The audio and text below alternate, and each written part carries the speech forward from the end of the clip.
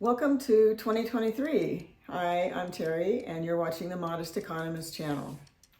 At the end of the last year, there were some interesting news stories.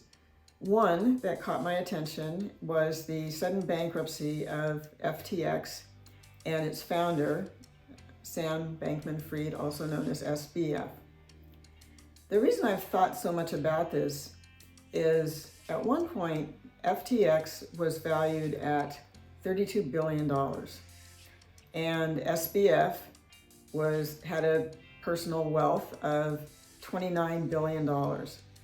This is a company that was founded in May of 2019, and I thought, how does a company that's founded 3 years ago go from a zero valuation to a $32 billion valuation? How does that happen? That's what really caught my attention, is that under normal circumstances, normal environments, normal growth of a company, that wouldn't happen. But why did it happen? And I think a lot of it has to do with COVID.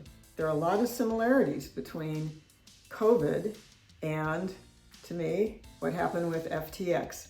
So what do we know about COVID? We know that it was spread very, very quickly.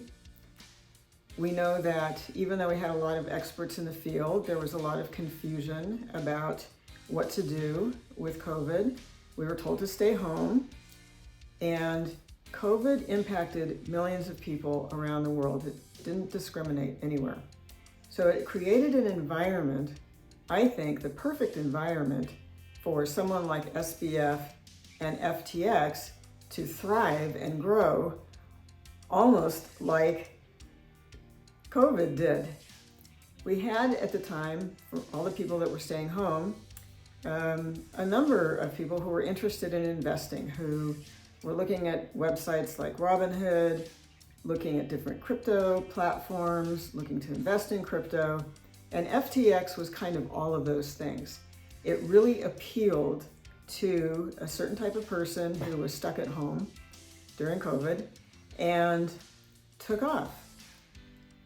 So one of the questions that I've been asking myself again about this, because it's not that I find FTX, the company, so interesting. It's not that I actually find SBF all that interesting.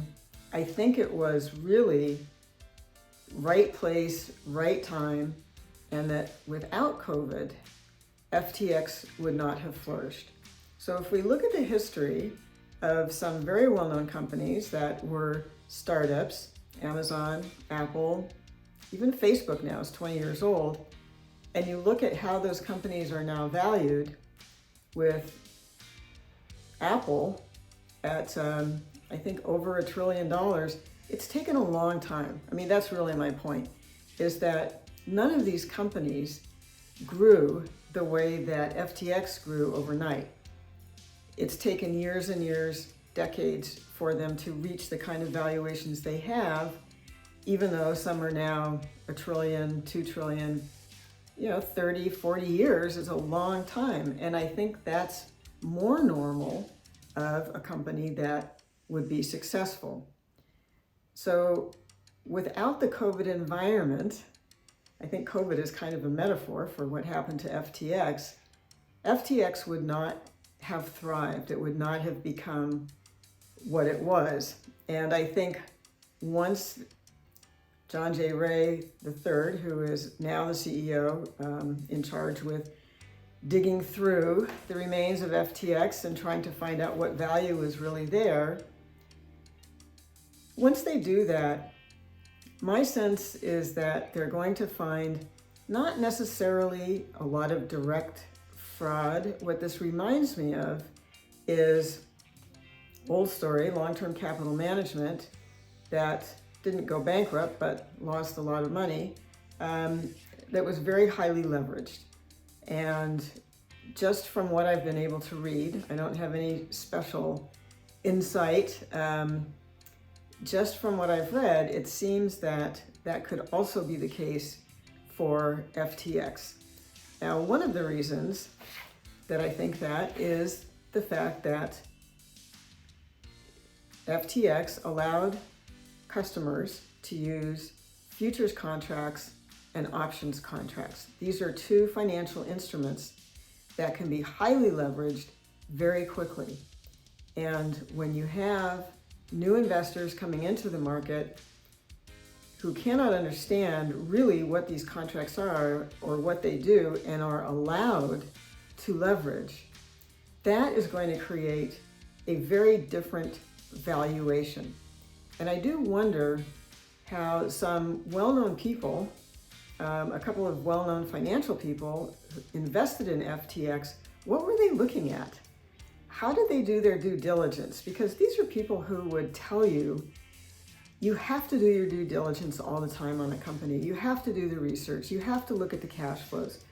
What were they looking at that supported that thesis that this was really a viable company worth $32 billion? So as I was beginning to say, I think that once they've been able to piece together what happened, they're going to find that maybe that value never really existed. And so if any of you did invest with FTX, I wouldn't count on getting your money back. But I think that's ultimately what will happen, just because a company can't normally grow that quickly in such a short period of time. So what's going to happen in the future? I think the big difference, some people have called FTX or have referred to SBF as a Ponzi scheme, another Bernie Madoff, another Enron, another Jeff Skilling, maybe now another Theranos, Elizabeth Holmes. I'm not sure I would make that comparison. This isn't a defense, but the difference is that in all of those cases, it took a long time to create that fraud. Bernie Madoff worked for 2 decades, 3 decades, devising this plan and keeping it going. It wasn't something that he just thought of overnight and said, okay, we're going to, create this Ponzi scheme. The same thing with Enron. Enron, it took years and years and years to build up the type of fraud that they did. They were able to fraudulently use an accounting firm to verify that what they were doing was okay. Obviously, it was not. Jeffrey Skilling was sentenced to 24 years in prison, and Ken Lay, who was the founder of Enron, sadly passed away before he was sentenced. Bernie Madoff, of course, I think sentenced to 60, 70 years. I mean, this was a different type of fraud.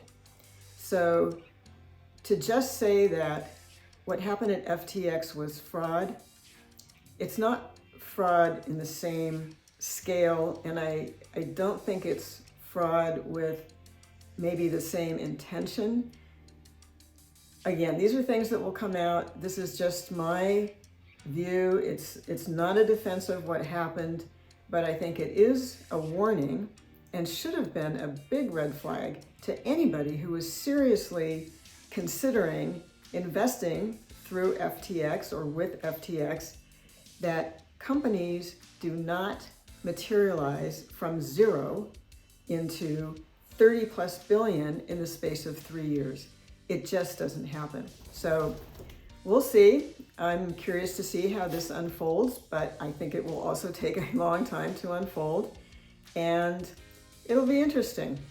Thanks again for joining me. Be sure to check out the website. I did in fact write an article last year about FTX and SBF and Enron. Didn't really spend any time on Theranos or Bernie Madoff, but maybe I'll go back and look at those as well. So again, welcome to 2023. Let's hope it is a much better year financially for the markets than 2022. I think it will be. Thank you. Bye.